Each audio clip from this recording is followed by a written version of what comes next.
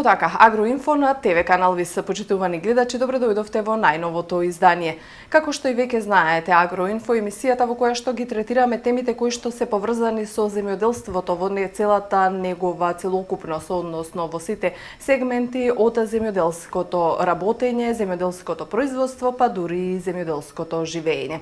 Она што ќе биде интересно за што треба да останете покрај малите екрани е за сетот мерки кои што ресорното министерство ги најавува за стимулирање на органското производство. Македонија има плодна почва, Македонија располага со агромерки кои што ги дала природата, а кои што можат да придонесат за развој на органското производство. Органското производство, од друга страна, во овој момент зема силен замав и интерес кај не само македонската јавност, туку и на европските пазари, но и надвор на пазарите на Европската унија. Токму затоа треба да се насочи производството кон органско со цел да се зголеми и подобри квалитетот на живот, здравието и животната средина. Така, Министерството најави дека веќе кон крајот на мај, почеток на јуни ќе биде и пуштен првиот оглас за државно земјиште за органско производство. Секако дел од мерките се однесуваат и на стимулирање на младите фармери.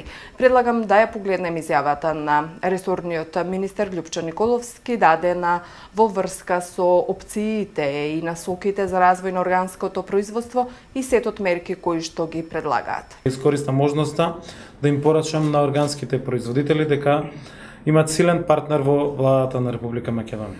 Македонија има многу поволни агроеколошки услови за развој на органското земјоделско производство. Потрошувачите пак стануваат се посвесни и поинформирани за разликите и придобивките кои ги носи органското производство наспроти конвенционалното. Токму затоа и се зголемува на светско ниво потрошувачката на органското производство. Имајќи го тоа на ум, треба добро да се запрашаме во која и во каква насока ќе се движиме во иднина во однос на развој на нашето органско производство. И како Министерство, но и како Влада на Република Македонија се заложуваме за поефикасна и поинтензивна поддршка за органското производство. За таа цел, денешната прилика ја користиме и како Влада и како Министерство, заедно со вас, да ги промовираме дел од мерките кои што се во тек и кои што виднина Министерството преку Владата на Република Македонија ќе ги спроведе. А тоа е, во тек е изработка на специјален оглас за доделување на државно земјоделско земјиште, наменето исклучиво за органското производство во државата. Мерка која што ќе се случува за прв пат во Република Македонија. Огласот ќе биде објавен крај на мај, почетокот на јуни.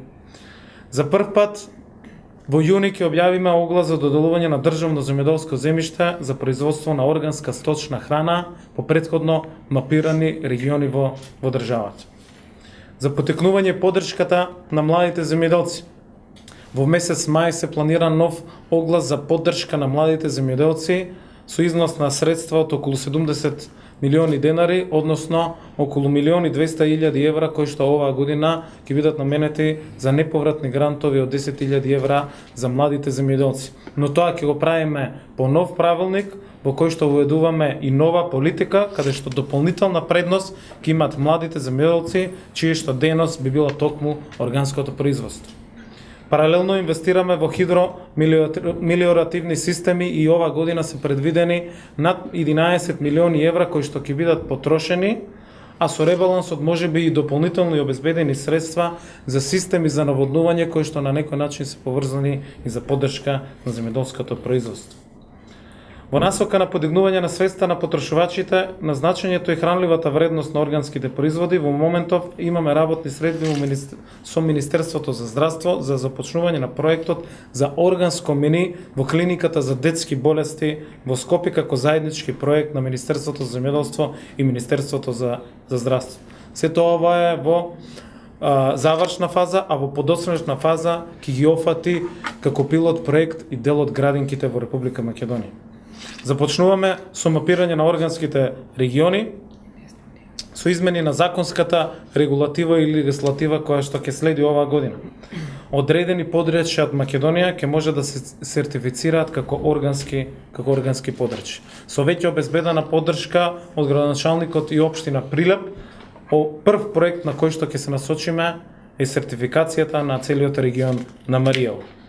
Во иднина ќе имаме брендирани подрачја според нивните производни карактеристики.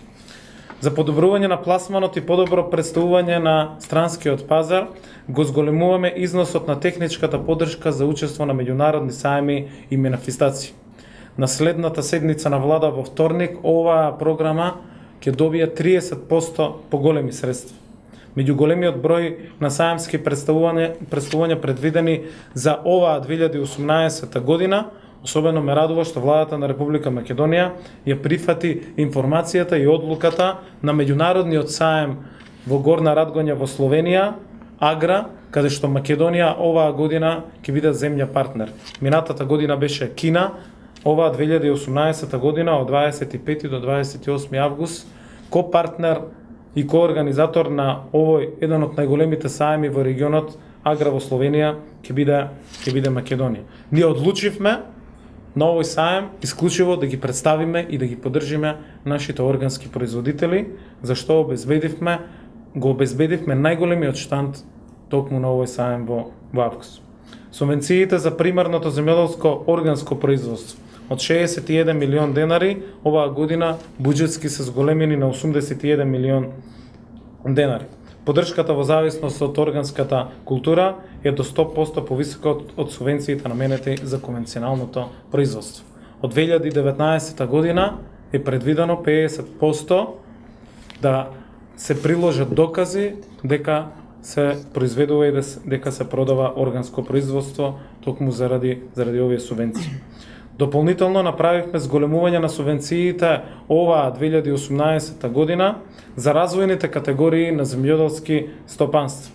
Од 20% за растително и 10% за сточарското производство за оние втора категорија кои што се по законот, а од кои што го очекуваме на големиот расод. Тоа ги опфаќа и органските производители, односно тоа значи дека и оваа финансиска поддршка на органските производители ќе расне уште од оваа година. Како што знаете, во финална фаза е подготовка и на регистарот за органски производители во заедничко партнерство со сите кои што се тука присутни, преку кој што ќе се располага со точни податоци за сите производители, сертификација, вид на култури, локација на производство и планирани количини. Со воспоставувањето на овој регистар ќе се елиминираат досегашните манипулации на пазарот, па секој потрошувач ќе знае точно дали производот кој го набавил навистина е органски, кој го произведел и каде е произведен. Почитувани, нашата заложба за органското производство не е само декларативна. Активно ги следиме светските трендови, работиме да бидеме во чекор со времето, бидејќи тоа значи вистински развој на Македонија.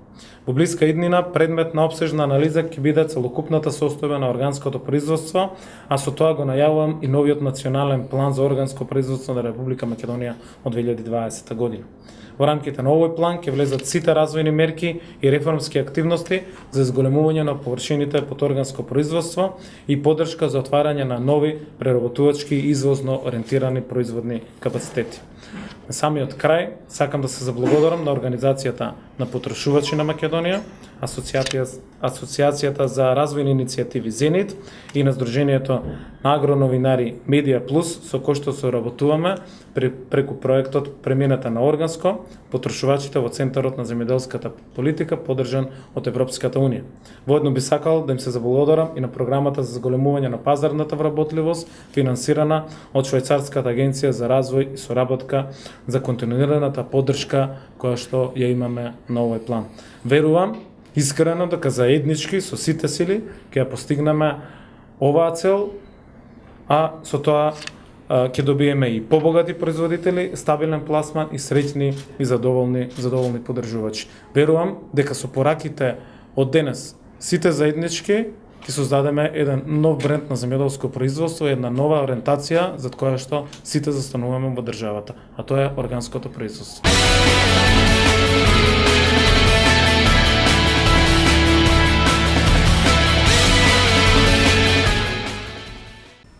Земјоделското производство е веќе во неговата бујна вегетација, би рекол нашиот стручен соработник и советник Игор Ивановски, магистер по земјоделски науки. Предлагам да ги погледнеме и да слушнеме што овој пат има да ви порача вас на земјоделците.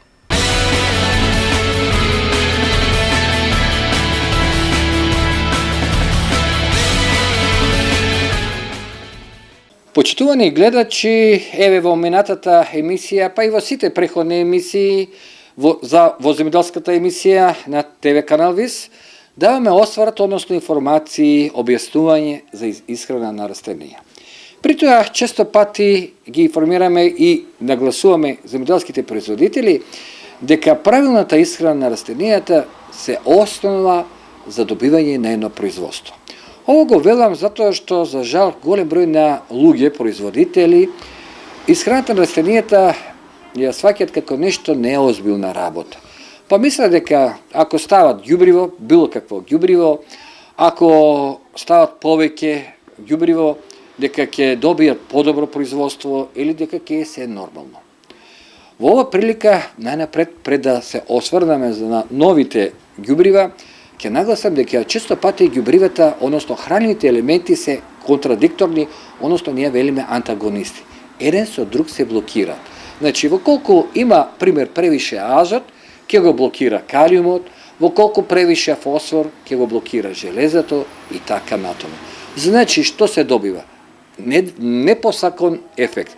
Значи, не значи дека вие ако ставите храна некоја, дека ќе добиете позитивност, него може и негативност да се одрази врз квалитетот на растенијето. Растенијето послабо да цвета, да плододава и така натаму. Според усвојувањето на храните елементи, ѓубривата се делени на макро и микроелементи. Но микроелементи, а додека по усвојувањето и односно составот на ѓубривата може да бидат минерални или органски. Сега ќе искористам ова прилика да проговорам нешто за 3 органски ѓубрива. Тоа е пред се делта. Делтата е органско ѓубре кој што во својот состав пред се содржи многу хумусни киселини и нормално малку фолни киселини, и тоа 85%.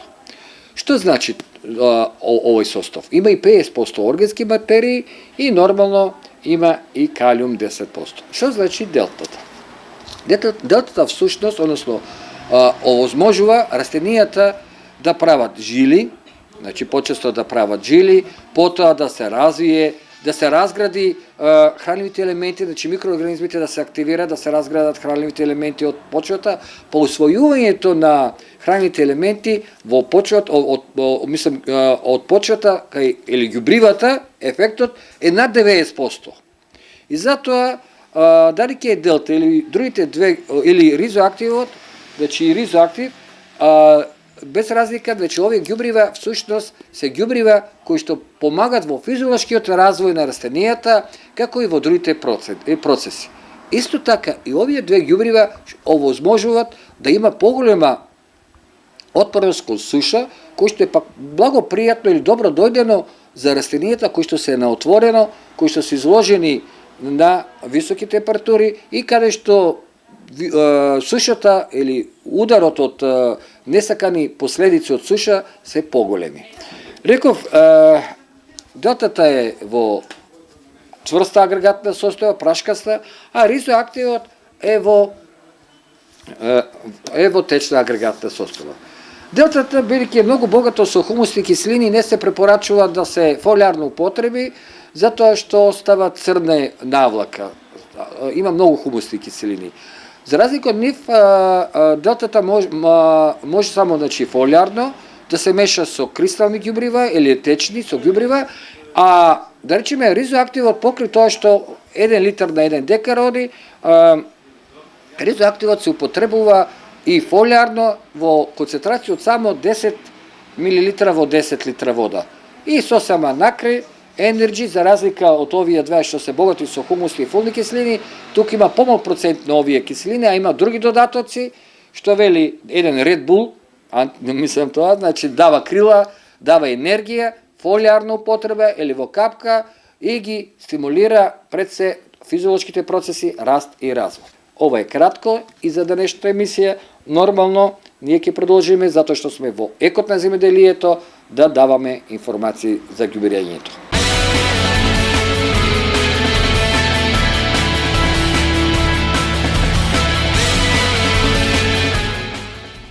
А македонската царина со релевантните институции подпиша протокол за побрз проток на камионите со лесно расиплива стока и опасни материи. Со новиот протокол кој што го подпиша надлежните институции, увозниците ќе се задржуваат најмногу час и половина. На барање на деловната заедница, овие превозници ќе имаат и посебна лента за движење. Наместо од 21 до 1 час од пополној како досега, тие ќе можат да превезуваат роба цело денонојќе. Да погледнеме.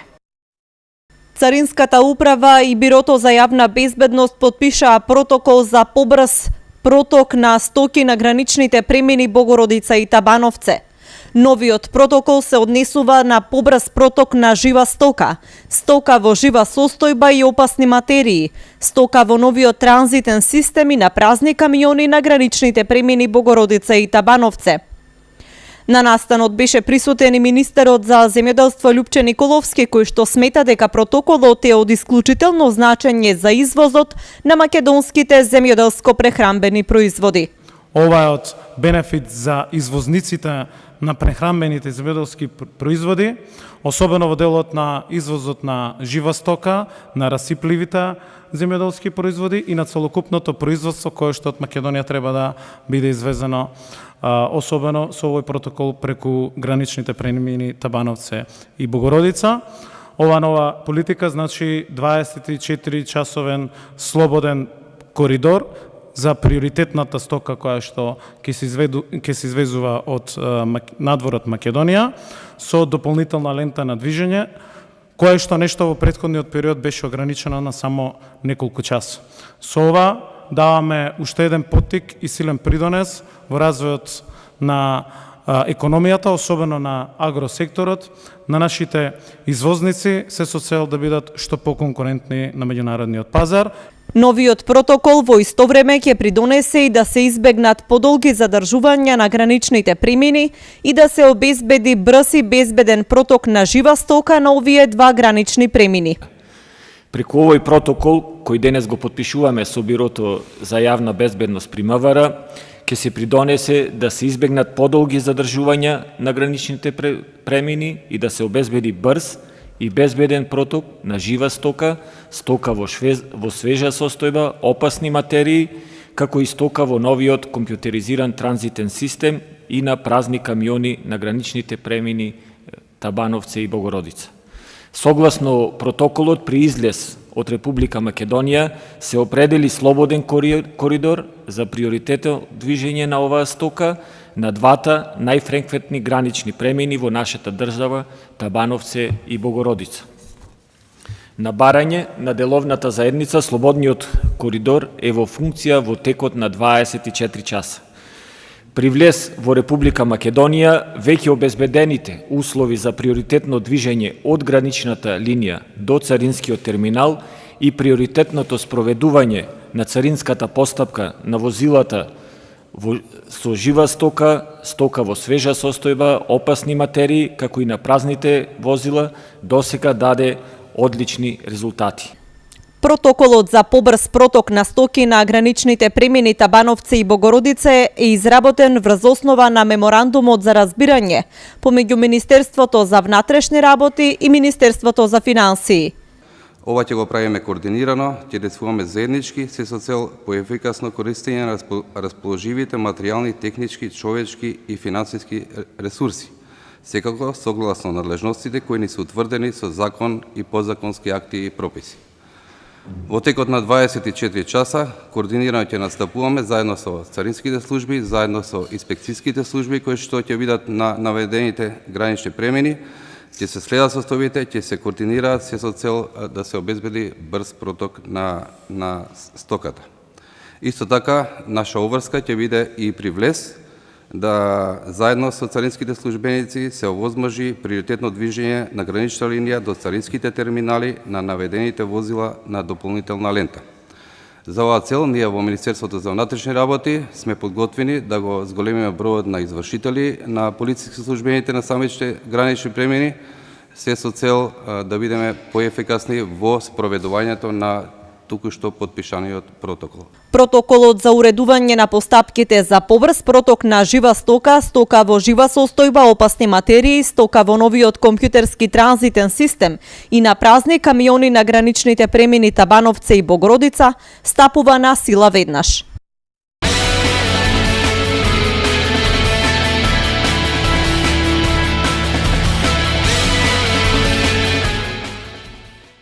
Драги гледачи, драги земјоделци, драги производители, нашата верна публика, ви благодарам што и ова недела бевте со нас во емисијата Агроинфо на ТВ канал ВИС. Секако до наредната недела со нови содржини, нови теми и актуелности кои што ќе бидат од ваш интерес. До гледање.